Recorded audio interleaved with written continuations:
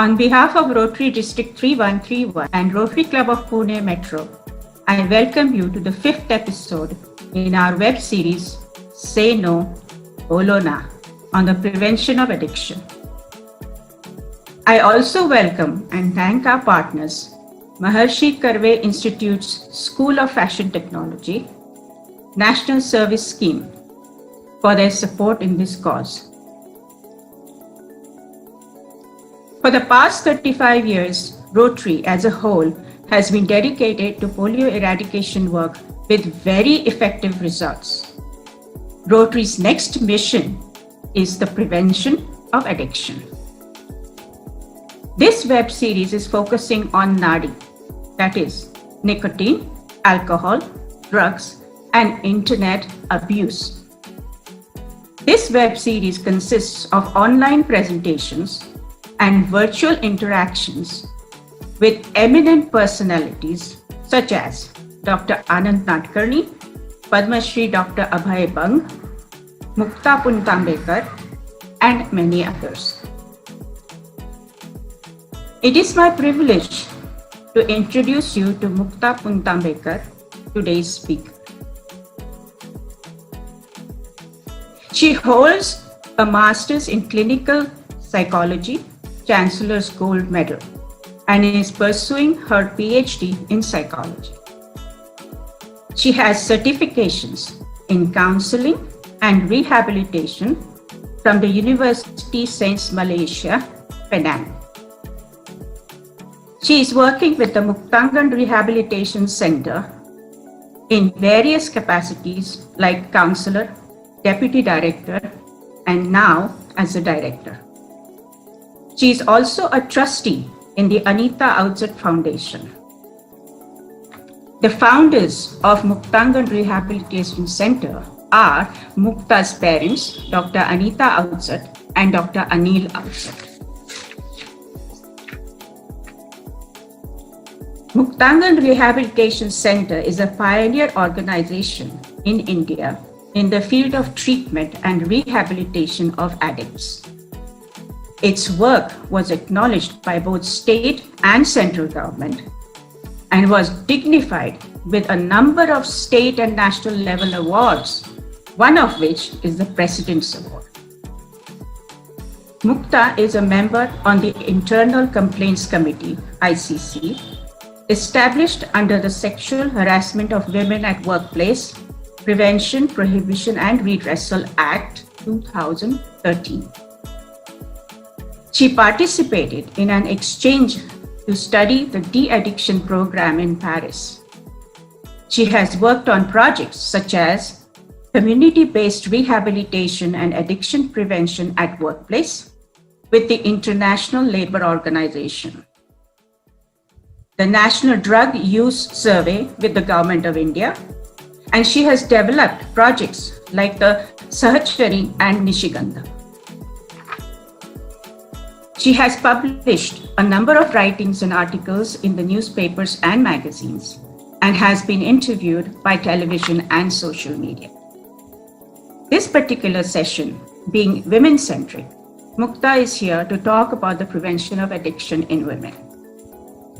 To interview her is our First Lady of Rotary Club of Pune Metro, Rotarian Yogeshri Phadke. Yogeshri is a former teacher who was associated with the exciting science outreach program of NCL for many years. She is now learning classical music. She's a passionate baker and a Rotarian for 10 years. Over to you, Yogeshri.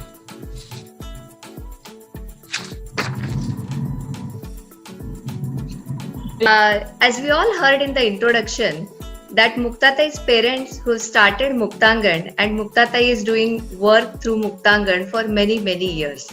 My first question, Muktatai, to you is that Muktangan was started for men mainly. What was the need to start Nishigandha? Thank you very much for inviting me in this program. As you said, Muktangan was started by my parents, Dr. Anil Outsett and Dr. Anita Outsett. And they started it 34 years back in 1986. Actually, when they started Muktangan, the problem was more common among men. We never used to get any women for addiction problem that time. But later on, the situation started changing. I should say around 2004, 2005, we started getting women patients. My first woman patient was one lady, and she was not from Maharashtra. Through her husband's transfer, she had shifted to Pune, and she came to meet me in our OPD.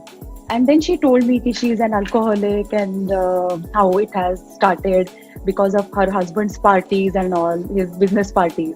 And later on, it increased. So I was really shocked by this first patient because that was the first woman addict I had come across to. So then in our OPD, we treated her. After a few months, one more lady came and she was an expat and she was drug addict. So this way, around once in a month, one lady used to come for our OPD. And later on, this number went on increasing. Still, we were treating them in our OPD. And sometimes, if required, we were admitting them in some private hospital for their detoxification. But later on, we thought it is very important to treat them inside, as we are in indoor way, as we are doing it for our main patient. Because our treatment program is for 30 days, and it's a holistic, comprehensive program where we offer physical, psychological, even family treatment. And that it is very important for an addict. Just detoxification is not enough.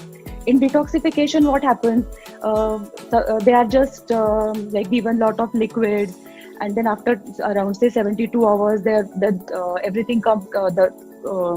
Alcohol comes out of their body, or whatever their toxin is there in their body. They come out of their withdrawal symptoms. But counseling is very important part of our treatment. Mm-hmm. So we thought we should admit them in our center. So we had some space in Muktangan, and we started our special center for women. It is called as Nishigandha. Mm-hmm. In January 2009, we started this center.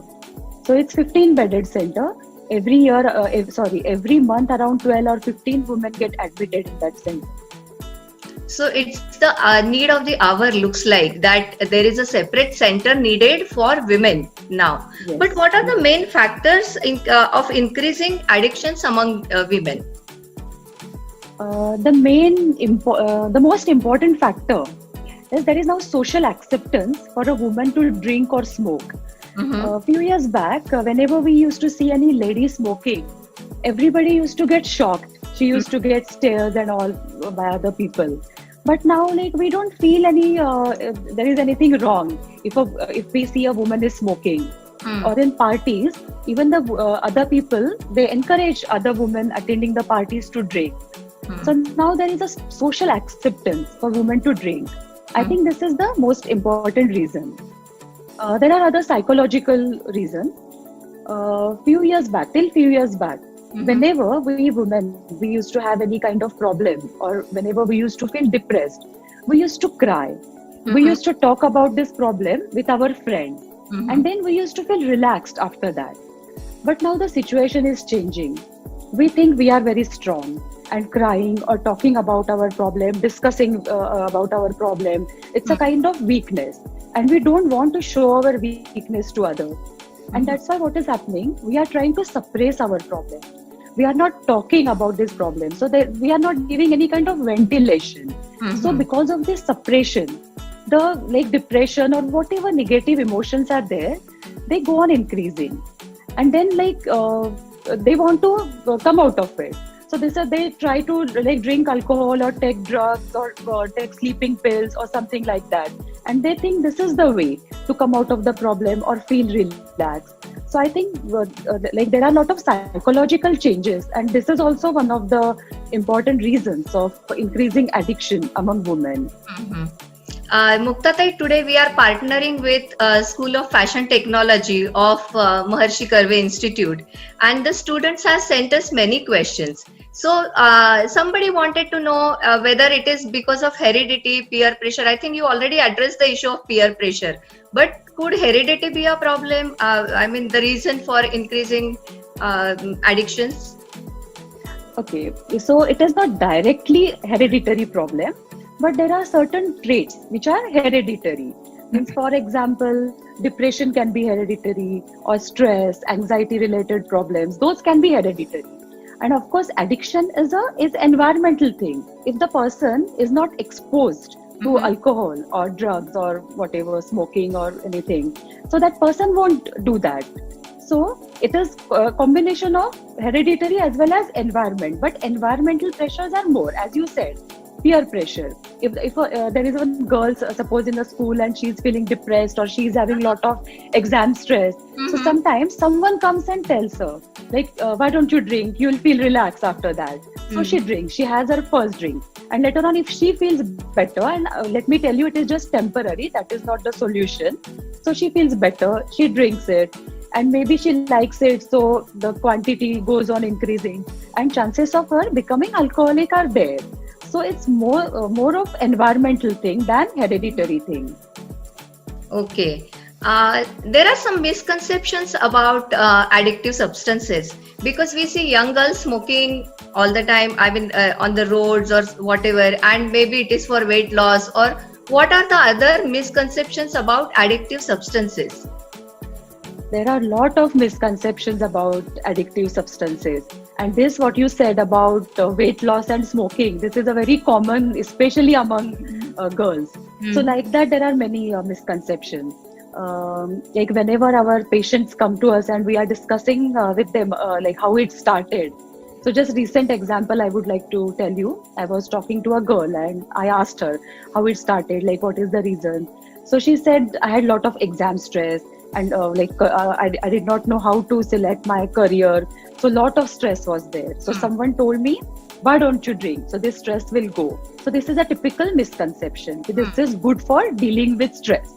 And of course, like when I asked her, what happened to your stress?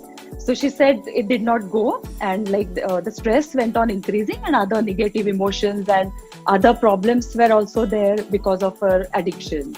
So this is a common, it is good for stress. Then there is one more, it gives happiness.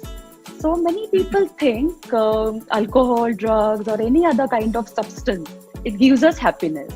But that is not true. I was talking to a boy and who just told me that because of enjoyment, for getting enjoyment, he started it. They called it for getting high. So for getting high, he started it. And then later on, it went on increasing. And he told me later on, like initially, I wanted happiness out of it.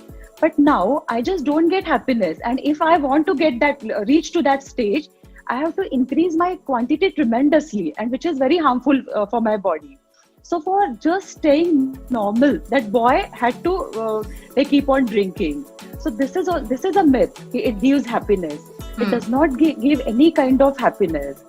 Because even if we believe this gives happiness, but whatever happiness alcohol or drugs give us, that happiness is temporary, short-lived. Just for that particular period, the person feels better.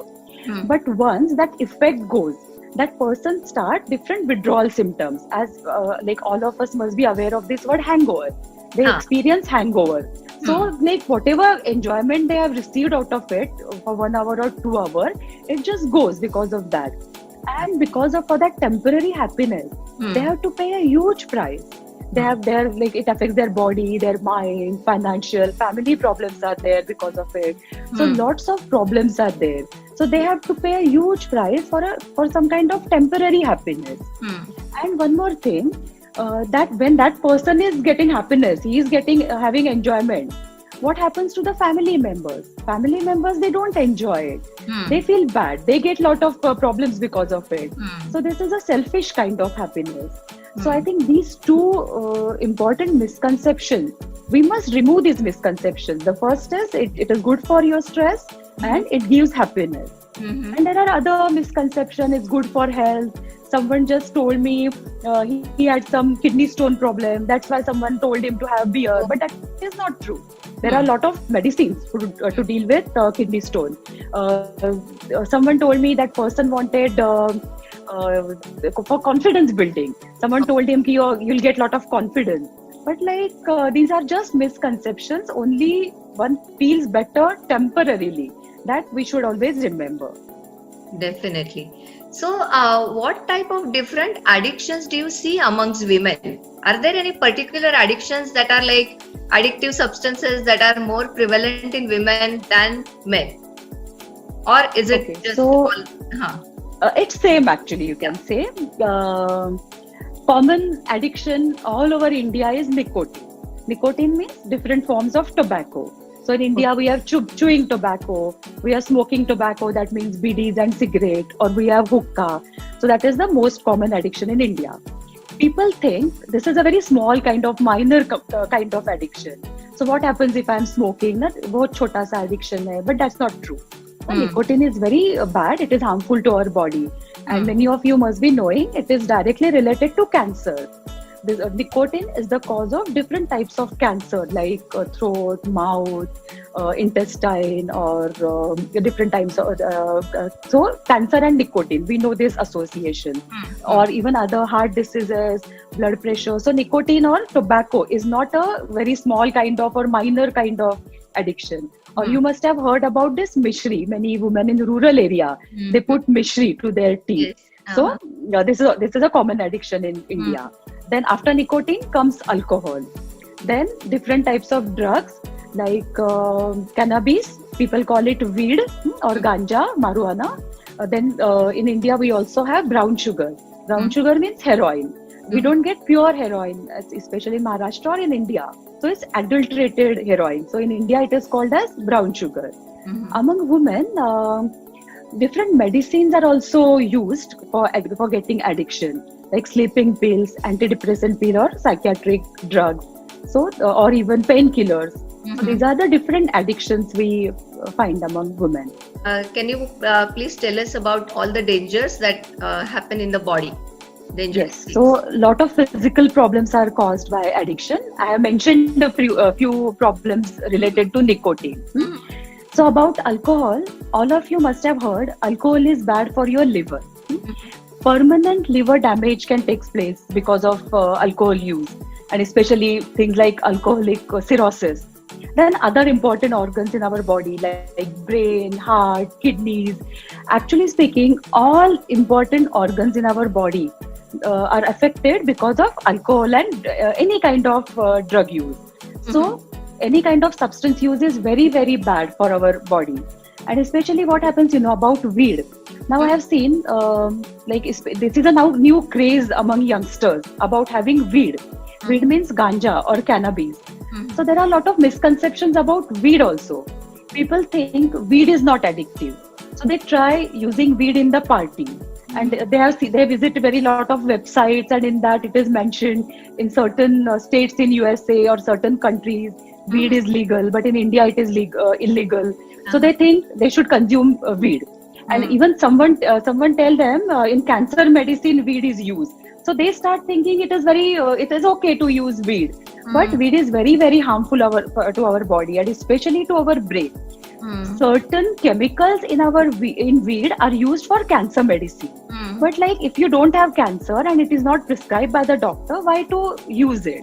So weed is very, very harmful, especially to our brain. In Muktangan at present, one boy is admitted, he is addicted to weed.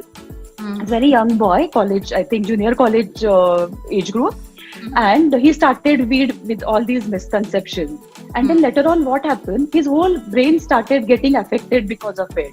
His aggression increased, lot of memory loss was there.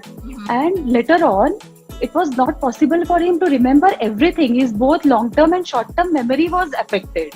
So at present, he is there in Muktangan. So we can see like just because of weed, this has happened. So weed is very, very bad to our brain. And just please don't go by all this information about weed on internet. Whatever I am telling you is by my experience after meeting hundreds of patients who are taking weed. So please don't try weed. It is very, very bad to our body. Then, as I said, all our important organs are affected because of any kind of substances. Then, especially about girls, I would like to mention, for us, we are different than men because of our capacity to reproduce. Our reproductive organs are also affected because of it. So, I have seen there are a lot of problem of infertility, or even if that girl is pregnant and if she is using that, it can affect the baby. So it is all kinds of addictions are very, very bad for our body. Even like nowadays we see a lot of cases who are into internet use. So internet is also a kind of addiction. It is called as IAD, Internet Addiction Disorder. So in that, people tell me, like, we are not using any kind of substance. Why it is bad for our body? But see, like when we use any kind of screen, we are constantly looking at that screen, source of light, so which is bad for our eyes. Then we don't sit properly. So our neck, back, it can get affected. People, when they are continuously binge watching or they are playing any kind of games, they just forget to eat properly. So their diet is not proper. Sometimes even they do binge eating while binge watching the web series and all. So there are problems of being overweight, being underweight. Even I have seen people are having a lot of problems related to depression if they are into a lot of internet use. We had one girl and who had this depression problem because of lot of internet use. So when I was talking to her why she feels depressed, so she was telling me one day she was studying and she suddenly saw her friend's post, and they are in Goa and they are having they are enjoying, and the photographs are of beachside and all. So she felt so depressed. What is happening? I am studying and my friends are enjoying, and then she went into depression. Or we also meet people who tell us like they feel anxious or depressed when they don't get many likes to their posts. So it is directly related to depression, anxiety, even aggression. By playing these aggressive games, the total people get aggressive. They start this shouting and all, quarreling. So all kinds of addictions, maybe substance addictions or behavioral addictions, they are very harmful to our body. So all these are like modern day demons, I feel. They are there to haunt us. And but along with physical, what are the other problems that can occur? Yeah, there are other problems, psychological, as I said, anxiety, depression, aggression, these kinds of problems. Even lot of memory loss is there. People become they become asocial. They just don't know how to converse, how to keep eye contact. So there are problems with how to mix with other people, or their social relations are affected because of it. And actually, before social relations, the family relations are affected. If a person is into addiction, of course, like there are a lot of conflicts in the family. When the family members come to know that my son or my daughter, they are into addiction, they naturally confront that person. So that person, he never agrees. The person is in denial initially. They don't accept that I'm into this kind of problem. So there are a lot of quarrels in the family, shouting, abusing, even sometimes like physical fighting is there. So the whole family environment is affected because of addiction. And of course, financial problems are there. I have seen people who initially they demand money from the family, or hold their pocket money they spend the pocket money on that. But later on, when parents come to know they are spending it on addiction, they stop giving money. So people, they go to illegal ways actually, like stealing or doing any kind of things, or even they steal from their houses. So their financial problems are there. Police case might take place because of that. Just before lockdown, one day I got a phone call from the police chowki near Muktangan, our center. So they called me there immediately because there was one girl, and she was, I think, around 17-18-year-old girl. She was not legal age, means she was below 18. So they were very scared to touch her. She was not letting anybody scare her, and she was very violent. She was shouting, screaming literally, and she was not giving her details about her family. So they did not know what to do. So they called me, and she was intoxicated. So my other colleague one lady colleague was with me. So both of them just caught her. We just made her relax. We asked her that we are not police. We are just trying to help you. So like she told me she went to attend the party, and her parent had asked her not to attend the party or come even if she goes out, she has to come back early. That was the rule from the family. But she went and she got carried away. So she drank and she didn't know. She was scared how to go back to the house. So she was just roaming in the street. and her attire was also not proper. So one rickshaw wala dropped her to police chowki, and then there she got very violent, and she was scared then what to do. So her natural reflex action was getting angry, so getting violent. So she thought at least nobody will harm her. So then we made her quiet. Then we brought her to Muktangan, called her parents. So like at least twice or thrice a year, I get such calls from police chowki, and I have to go there. So a lot of legal issues are there.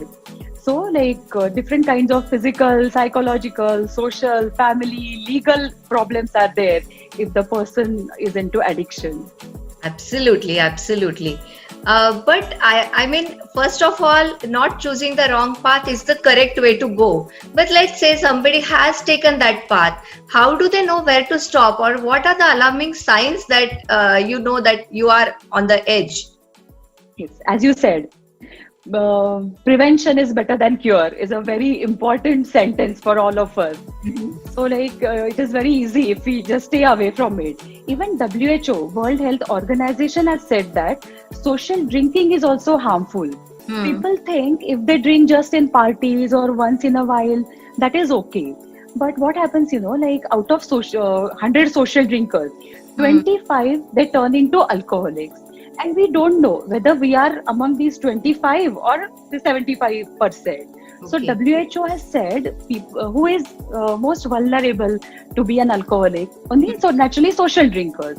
So they have warned us not to get involved in social drinking as well, because even if we are drinking in small quantities, or we are having English kind of liquor as they say, but any kind of liquor in small quantity, it is harmful to our liver, heart, brain, and all other important organs. So can you please repeat the question? Yeah, I said that's how do you know that you're on the edge of getting addicted? Okay, so the journey of addiction is always from very small quantity, drinking or having it once in a while, to later on it going on increasing to addiction. So the journey is like this. It always starts with smaller quantity, be it alcohol or drugs or even internet use. So whenever the person realizes that my quantity is increasing, my frequency is increasing, so this is the first alarming sign. So the person has to do something. But problem is that time the person is in complete denial. That person thinks, I'm not having any problem. I do it in very small quantity, so I don't have any problem. But actually this is just a defense mechanism. Somewhere deep in his mind, that person knows there is some problem, but he's just not accepting. So the very important thing is accepting that my quantity is increasing. So this is the important warning sign. Then one more warning sign is, initially, generally, especially among young boys and girls, whatever drugs or alcohol use, it is in the group. So if that person starts using it alone, this is also an alarming sign. That means he's slightly getting dependent upon it. When we call what is addiction? Addiction means physical and psychological dependency. So when the quantity goes on increasing, we say that person is getting dependent upon it. His tolerance is increasing. And if that person doesn't use it, he gets lot of withdrawal symptoms. So if that particular person who has started using it and he is getting withdrawal symptoms, that means the problem is increasing. This is the time to take help, and the person has to have. The person should be honest. Honestly, he must go to his parents or his well-wishers and must accept that I'm having this kind of problem and I need help.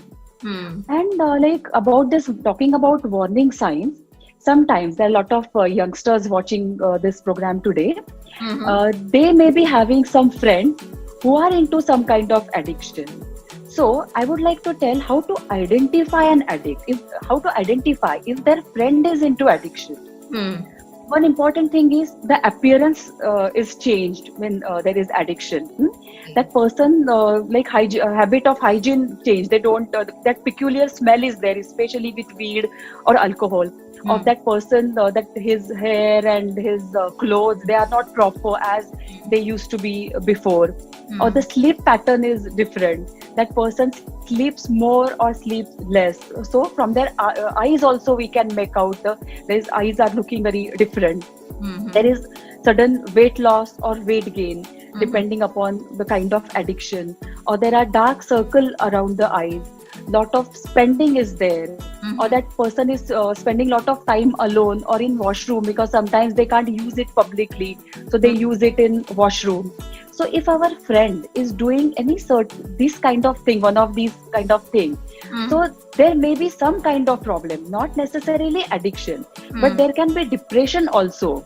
You must have heard these ads by Deepika Padukone, how depression is a big problem now. Yes. So as addiction, depression is also one of the biggest problem of young generation.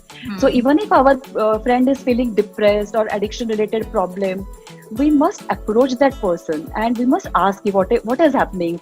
We should not confront that. We can tell that person, like, I'm there to support you, I'm there to help you. You can discuss your problem with me. So these are different kinds of warning signs. And if we come across our friend who is having certain kinds of signs, we should help that person. I'm really glad you touched that point, Muktatai, because it's a big guidance for parents and young friends who are around. Like if they are in a group and somebody is not, like, like you said about the eyes, sleep pattern, whatever, any changes, I think they themselves can help their peers. So I think it's a very important point you touched upon. I would also like to ask, since we are doing this episode for girls, about shopping addiction, because is there a shopping addiction, like in quotes, that can somebody get addicted to shopping? Yes, shopping is also a kind of addiction, and especially among youngsters, they must have heard this word like retail therapy. They think if they do any kind of shopping, they will feel better. Yeah, and actually all of us feel better when we do shopping for us, and especially festivals like Diwali are approaching and we feel very nice if we shop some dress or something for us. So when we shop, we feel better. So, but anything done in extreme can be harmful to us. So if you're shopping for yourself, like if Diwali is there, a dress you shop, or if you need a phone or whatever your requirements are there. But sometimes people do shopping compulsively. There are a lot of ads are flashed, and so it is mentioned like what lot of discount is there. So we don't think whether we need this thing or not. They are giving discount, so we go and buy that particular thing. So because of this online shopping, everything has become very easy. And that is actually a marketing gimmick. Those people, they want to sell their product. So they are giving discount, or sometimes like we must have seen in social media, if we inquire about one particular thing. For example, if we ask our friend on WhatsApp, from where did you buy your purse? Immediately we see ads of different brands of purse on our social media. So like social media, they want to like hypnotize us. They are doing a lot of strategies for marketing. So we should not get carried away by that. So anything done in extreme is harmful for it. Exercise is very good for our health. But if we just do exercise for 7 hours, 8 hours a day, it may be harmful to our body. So like we should have this kind of, we should think whatever I need, I should shop for that. And we should also think whether really, do I really need that thing? Can I afford that? We should ask certain questions to us before shopping. Or even like I get one person for counseling, online counseling now, because sometimes they can't come here now because of this pandemic. So this question was asked by one girl about this online shopping thing.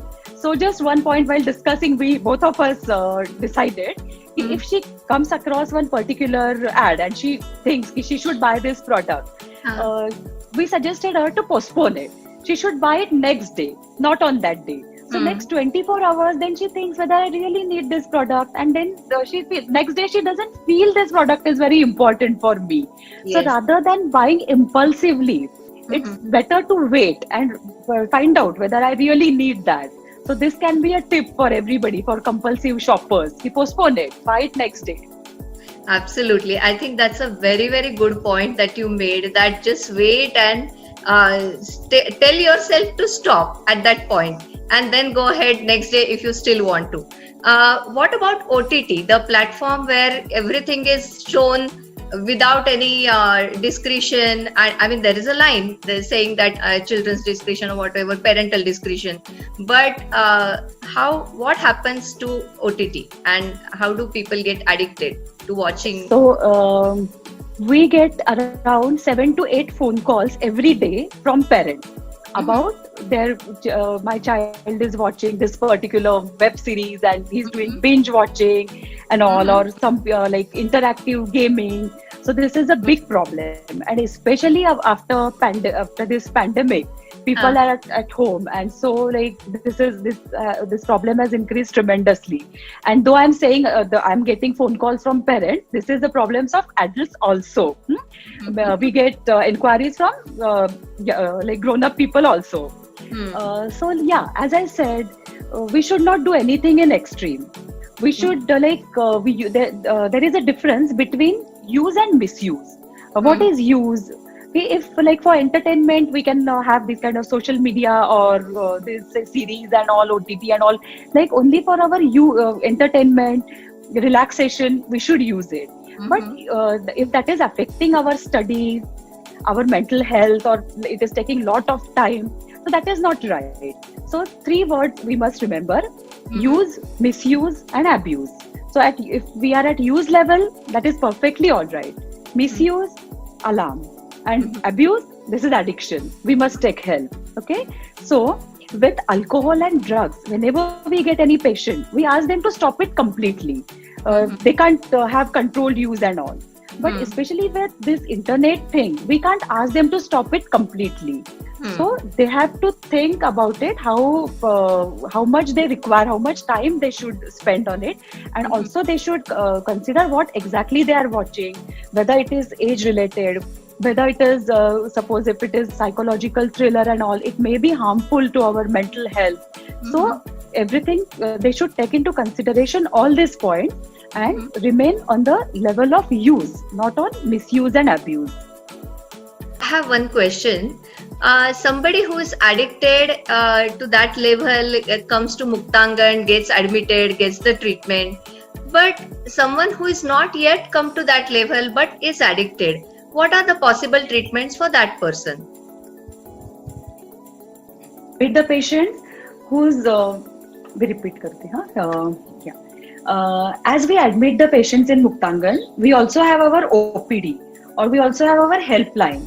So in helpline, we always get a lot of questions. People keep on inquiring. Their addiction has just started increasing. So how they can control it, how they can stop it at early stage.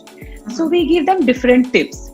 So our one important tip is follow one day at a time. Never say, I have just stopped my addiction throughout my life. Now I'll never drink again. Because this is a very big goal. So we ask them to have small goals. Every day they have to say, just for today, I'm not going to drink. And every day they have to say this to them. So they have to follow this one day at a time program. And this is very easy. Then one more program we have is HOW, HOW, honesty, open-mindedness and willingness. They have to be honest, because as I said, generally there is denial. People don't accept that they are into addiction. So if they are honest, if they are open, if openly they go and take help, and if they're willing to stop it, these 3 things can help them to come out of it at their earlier stage also. One more tip is sometimes the person gets craving to drink or to have drugs. So that time the person can eat something. By eating something, the person feels fresh, he gets a lot of energy. And alcohol is not associated with eating something. Generally, alcohol is consumed before dinner or before eating something. So if they eat anything, that craving part is over. So this is also one of the important tips. Or they can do something else. Muktata, I would like to know a family's role in patients overcoming the addiction. And here I would like you to talk more from a woman's point of view. If a woman is an addict person, what is the role of her family for her to overcome the addiction? I visited Paris to see the de-addiction program over there. And I visited many centers, and the infrastructure of all those centers were extremely good. They had special rooms for the patient with attached toilet, with air conditioning. Even food was very good. The patient, a lot of facilities were being given to the patients. And in Muktangan, we don't give any kind of facilities. They have to stay in the dormitory. They have to do all kind of work in Muktangan, like cooking, cleaning, everything. Means we don't give any kind of facilities in Muktangan. But recovery rate in Muktangan is much better than recovery rate in Paris. And that is because patients in Muktangan get lot of family support than in other countries. And I think that is related to our Indian culture, where family plays very important role. Even if person is involved in addiction, the family just doesn't disown that person. They want to help in their own way. Sometimes they shout and they threaten, but that is a way of helping the patient. They don't want to disown that patient. So I think family plays very, very important role in recovery of patients. And that's why every week we call the family members for counseling. Sometimes we see the family also have very different kinds of negative reactions. They also blame each other, they fight with each other. As I said, they get aggressive, they shout on the patient. Sometimes they try to control that person. So if the family gives proper support, the chances of recovery are very high. And that we always see in Muktangan. And as you said about women, when we started Nishigandh in 2009, that time our women patients, they never used to get proper family support. The situation was different. There was stigma for women in addiction. But now everything is changing. Even our women patients, they are getting proper family support now. As there is social acceptance for women to smoke or drink, there is now social acceptance one way for women addicts as well. So because of this, they are getting proper family support now. We are almost coming to the conclusion of our episode. But before that, I want to thank Muktatai for your valuable time and guidance. I think it's going to help, it's going to go a long way in the young minds who are partnering with us today. And I want to thank our partners also, Maharshi Karve Institute's School of Fashion Technology. The girls are watching this episode, and everybody else. There are other viewers, our Rotaract clubs, everybody is watching it. And I want to thank everybody. When we come to a conclusion, I know you are a marathon runner, Muktatai, and your family also does a lot of exercise. In fact, exercise is a part of their daily routine. So what take-home message do you want to give our young generation today? Kind of exercise. A chemical called endorphin is released in our body, and that endorphin, it gives addiction-like effect. It gives us high and without any side effect of alcohol or drug. So all of us must have some kind of addiction. It can be exercise, it can be some hobby like music or painting, writing, reading, different kinds of positive addiction we must have.